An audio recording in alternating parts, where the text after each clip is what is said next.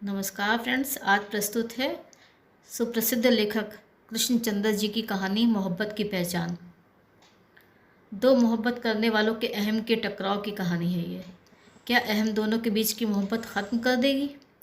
तो शुरू करते हैं कहानी मोहब्बत की पहचान। पहले दिन जब उसने वकार को देखा तो उसे देखती ही रह गई थी। आसमा की पार्टी में किसी दिन उसे मिलवाया था। इनसे मिलो, ये वकार है। वकार उसके लिए मुकम्मल अजनबी था, मगर उस अजनबीपन में एक अजीब सी जान पहचान थी, जैसे बरसों या सदियों के बाद आज वो दोनों मिले हों और किसी एक ही भूली हुई बात को याद करने की कोशिश कर रहे हों। दूसरी बार शाहिदा की कॉफ़ी पार्टी में मुलाकात हुई थी और इस बार भी बज़ाहिर उस बेगानगी के अंदर वही यगानगत उन दोनों को महसूस हो रही थी। ये पहली निगाह वाली मोहब्बत नहीं थी, एक अजीब सी कुर्बत और गहरी जान पहचान का एहसास था जो दोनों के दिलों में उमड़ रहा था, जैसे बहुत पहले वो कहीं मिले हों, बहुत लंबी लंबी बहसें की हैं, आदात, ख़यालात और ज़ाती पसंद के ताने बाने पर एक दूसरे को परखा है। वो दोनों एक दूसरे के हाथ की गर्मी को जानते हैं, उस बरकी रौ को पहचानते हैं जो निगाहों में एक दूसरे को देखते ही दौड़ने लगती है। वो डोर जो दिल ही दिल में अंदर बंध जाती है और एक दूसरे से अलग होने के बाद अपने अपने घरों में अलग अलग अपने अपने कमरों में अकेले आराम, सुकून और चैन से बैठे हुए भी यूं महसूस होती है जैसे वो डोर हिल रही है। एक ही वक्त में और एहसास के एक ही सान्हे में वो दोनों एक दूसरे को याद कर रहे हैं। रात की तन्हाई में अज़रा को अपने बिस्तर पर अकेले लेटे लेटे एकदम एहसास हुआ जैसे उसके बहुत ही करीब उसके चेहरे पर वकार झुका हुआ है। घबरा कर उसने बेडशीट दबा कर रोशनी की। कमरे में कोई न था, फिर भी वो घबरा सी गई, लजा सी गई। उस एक लम्हे में ऐसे महसूस हुआ जैसे उसका राज वकार को मालूम हो गया। तीसरी बार जब वकार ने रऊफ़ की दावत में मिली तो बेख्तियार उसकी आंखें झुक गईं और रुखसारों पर रंग आ गया। मोहब्बत करने वाली औरत का दिल बहुत शफ़ाफ़ होता है।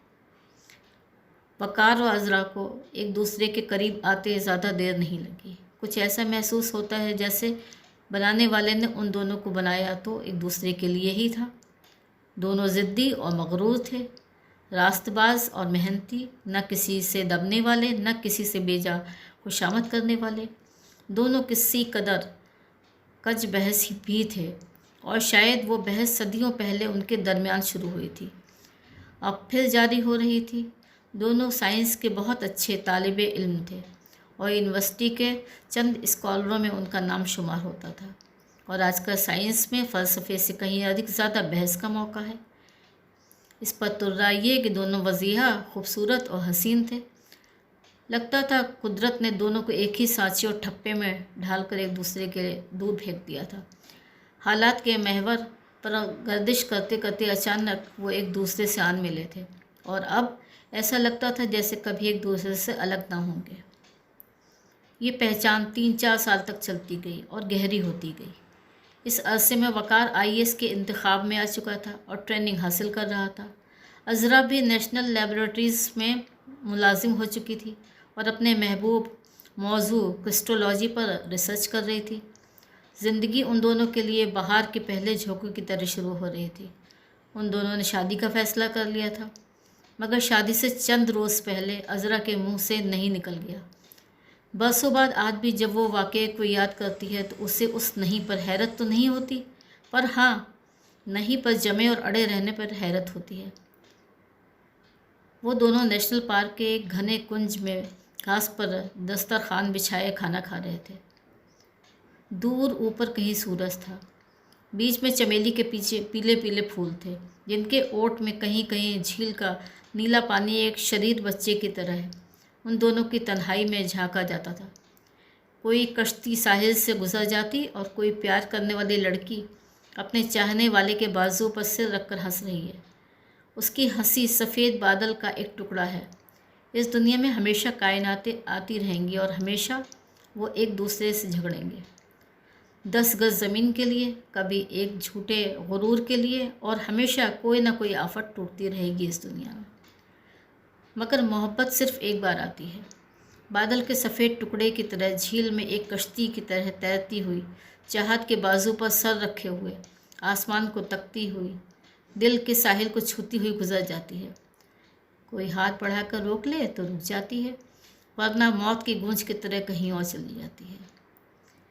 ऐसे ठंडे से मीठे शहद भरे लम्हे वो बहस शुरू हुई थी। वकार ने उसे मशवरा दिया था कि शादी के बाद अज़रा नेशनल लेबोरेटरीज़ में काम करना छोड़ दे। वकार अब IAS में आ चुका है। खुदा के फजल से हर तरह की फरागत उसे हासिल है। अब अज़रा को इस्तीफ़ा दाखिल कर देना चाहिए। चंद दिनों में उनकी शादी होने वाली है। अज़रा के मुंह से ना निकल गई, नहीं तो अपनी मुज़ालमत कभी तर्क नहीं करेगी। मुज़ालमत छोड़ने की ज़रूरत क्या है? उसे यह काम पसंद है, वो रिसर्च करना चाहती है। शादी का मतलब तो ये हरगिज़ नहीं कि औरत मर्द के ग़ुलाम होकर रह जाए। घरदारी में ऐसा कौन सा वक्त लगता है? बावर्ची खाना पकाएगा, पानी नल से आएगा, झाड़ू बुहार झाड़ पोछ का काम मनियार करेगा, बाकी क्या रह गया? सोफ़े पर एक उम्दा साड़ी पहनकर शौहर की राह तकना, सो ये कौन सा मुश्किल काम है? दफ्तर से आते ही चंद मिनट में साड़ी बदल कर मुँह हाथ धोकर दरवाजे पर टंगी हुई एक रोशन मुस्कुराहट की तरह खड़ा हुआ जा सकता है। ज्यों ज्यों वो बात करते गए बहस उलझती ही गई। अज़रा को अंदाज़ा हो रहा था कि बहस गलत रास्ते पर जा रही है, मगर जोश के आलम में वो भी बोलती चली गई।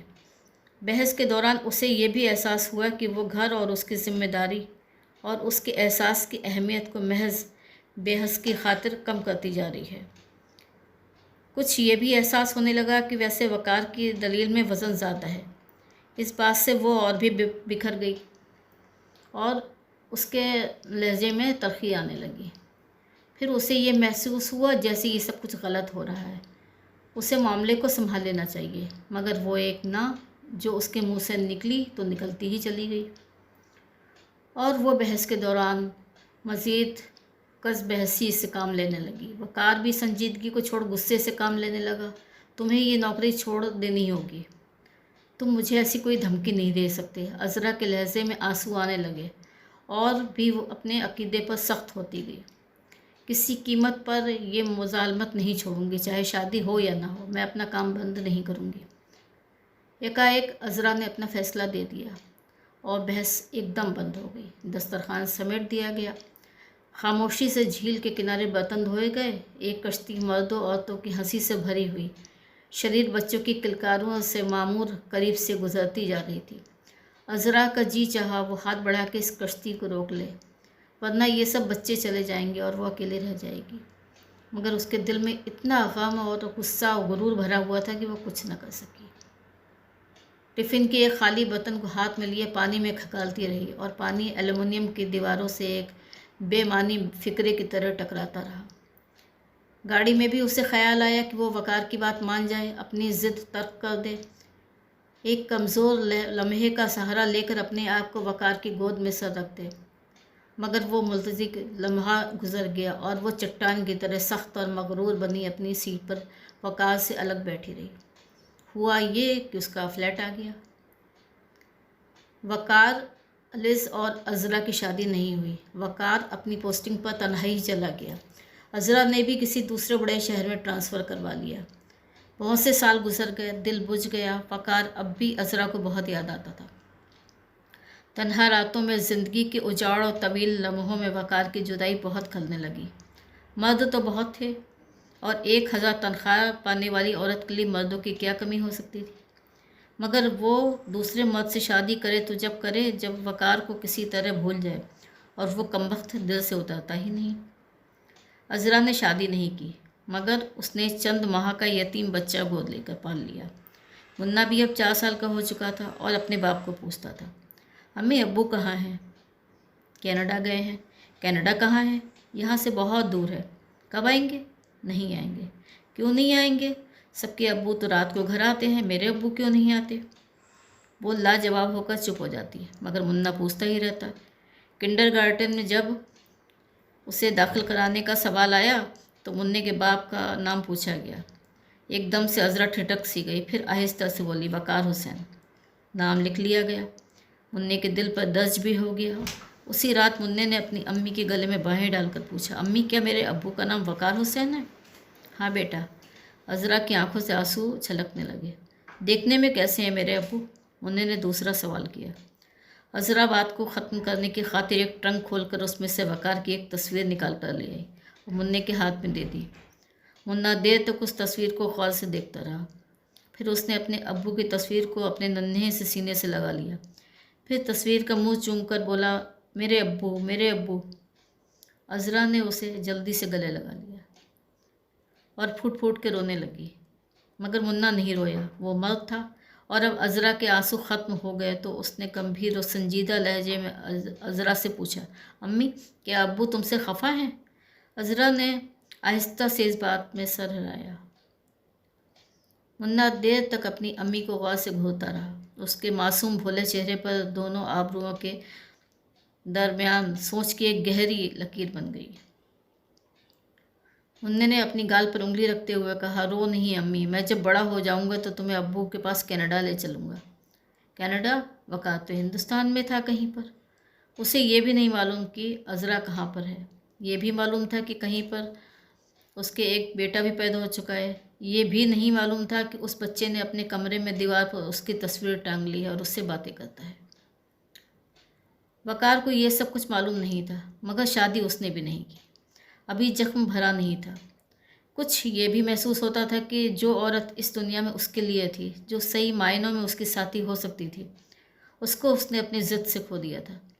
آج بھی اسے احساس تھا کہ بات اسی کی صحیح تھی، دلیل، جائز اور وزنی، مگر وہ جو اپنی بات منوانے کے لیے تل گیا تھا، اسی ایک بات سے شاید عذرا کو اس سے برگشتہ خاطر کر دیا تھا۔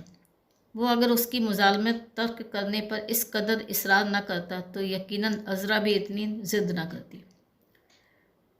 ممکن تھا کچھ عرصے کے بعد خود ہی چھوڑ دیتی، یا بچہ ہونے کے بعد تو ضرور ہی خود سے ہی یہ مظالمت چھوڑ دیتی۔ ایک ذرا سی بات کے لیے اپنی مرد کی بےہودہ خودی کی خاطر وقار نے اپنی محبت کو ٹھکرا دیا تھا۔ یہ احساس دن بدن بڑھتا ہی جا رہا تھا۔ اندر ہی اندر وقار اپنی غلطی پر پیچ و تاب کھاتا، مگر اب کچھ نہیں ہو سکتا تھا۔ دن گزرتے گئے، مہینے گزرتے گئے، برس گزرتے گئے۔ کیا جوانی اسی طرح گزر جائے گی؟ تب تو عیاش و باش آدمی نہیں تھا، وہ گھریلو سکون پسند ایک ہی عورت والا مرد تھا۔ ادھر ادھر کی تاک جھاک سے وہ گھبراتا تھا۔ اس نے اپنی زندگی میں صرف عذرا، اس کے بچوں اور اس کے گھر کا تصور کیا تھا، اور جب اسے وہی گھر نہیں ملا تو اس نے بھی شادی کا خیال ترک کر دیا اور اپنے آپ کو اپنے کام میں غرق کر دیا۔ ایک بار وہ ناگپور سے دلی کے لیے فلائی کر رہا تھا۔ مانسون کے دن تھے، موسم بہت خراب اور طوفانی ہو رہا تھا۔ اس کے جہاز کو راستہ بدل کر حیدرآباد کے ہوائی اڈے پر اترنا پڑا۔ انجن میں بھی خرابی پیدا ہو گئی تھی۔ موسم بے حد خراب ہو رہا تھا۔ معلوم ہوا رات یہیں کاٹنی پڑے گی۔ سب مسافروں کو رات کے قیام کے لیے رٹز ہوٹل لے جایا گیا۔ حیدرآباد آنے کا اسے موقع مل گیا تھا۔ چائے پی کر وہ باہر نکل کھڑا ہوا۔ ہوا میں جھکڑ اور خنکی کے آثار تھے۔ کثیف بادلوں کی گہری سلوٹوں میں ڈوبتے ہوئے سورج کی سرخی تھی۔ سڑک پر گھاس تنکے اور املی کے خشک پتے اڑ رہے تھے۔ وقار نے اپنے کوٹ کے کالر اونچے کر لیے اور اس سڑک پر ہو لیا جو ایک اونچی پہاڑی چٹان کے کنارے کنارے اپنا راستہ کاٹتی ہوئی نیچے کو جاتی تھی۔ کچھ دیر کے بعد وہ حیدرآباد کو سکندرآباد سے جدا کرنے والے نظام تال پر تھا اور میلوں تک پھیلے ہوئے پانی کا نظارہ کر رہا تھا۔ باندھ کی سڑک پر گھومتا گھومتا وہ کسی دوسری سڑک پر گھوم گیا۔ فضا میں عجیب سی اداسی تھی۔ سڑکوں پر روشنی ہو چلی تھی، مگر جھکڑ زدہ موسم میں یہ زرد روشنی مایوسی کو توڑنے کی ناکام کوشش کر رہی تھی۔ اب چاروں طرف چھوٹے چھوٹے بنگلے تھے، جن کی نصف قد آدم دیواروں سے بوگن ویلیا کی پھولدار شاخیں جھانک رہی تھیں۔ کہیں کہیں پر املتاس اور املی کے پیڑ شاخوں سے شاخیں ملائے اس کے سر کے اوپر اس کے خلاف کسی سازش میں مصروف نظر آتے تھے۔ ایک آدمی ایک میلی چادر اوڑھے ایک پان والے سے بیڑی کا بنڈل خرید رہا تھا، اور قریب کے دلشاد ہوٹل کے میلے ماحول سے ایک ٹرانزسٹر کے غیر ذاتی سنگیت کی آواز آ رہی تھی۔ موسیقی اگر ذاتی نہ ہو تو محض مشین کا شور بن کر رہ جاتی ہے۔ بہت سی موسیقی جو وہ آج کل سنتا ہے خالی برتنوں کی آواز معلوم ہوتی ہے۔ گانے والے کی آواز اور سننے والے کے کان کا تعلق باقی ہے، مگر روح کا تعلق غائب ہو چکا ہے۔ ایسی موسیقی ایسی شادی سے مشابہ ہے جو اخباری اشتہاروں کے ذریعے سارے انجام پاتی ہے۔ ایک بار اس نے بڑے غلام علی خاں کو ایک چھوٹی سی محفل میں اپنی آنکھوں کے سامنے گاتے سنا تھا، پھر ان کے کسی ریکارڈ میں وہ مزہ نہ آیا۔ ایک بار اس نے محبت بھی کی تھی، پھر شادی کے کسی پیغام میں وہ مزہ نہ آیا۔ ایک بار وہ سوچتا سوچتا چلتا چلتا رک گیا، کسی نے اس کے گھٹنے کے نیچے اس کی پتلون کو پکڑ کر کھینچا تھا۔ اس نے مڑ کر دیکھا، ایک چھوٹا سا کوئی 4 سال کی عمر کا بچہ ہے اور اس کی پتلون کو پکڑے ہوئے اس کی طرف بڑی گہری نظروں سے دیکھ رہا ہے۔ کیا ہے بیٹے؟ اس نے بڑی نرم آواز میں پوچھا۔ آپ کا نام کیا ہے؟ منّے نے پوچھا۔ وقار حسین، اس نے جواب دیا۔ مگر تم کیوں پوچھتے ہو بیٹے؟ کیونکہ ہمارے گھر میں آپ کی تصویر لگی ہے۔ میری تصویر تمہارے گھر میں؟ وقار حسین حیرانی سے اس 4 سال کے بچے کی طرف دیکھنے لگا۔ ذہن پر بہت زور دینے کے بعد بھی اسے یاد نہ آیا کہ حیدرآباد میں اس کا کوئی رشتہ دار رہتا تھا۔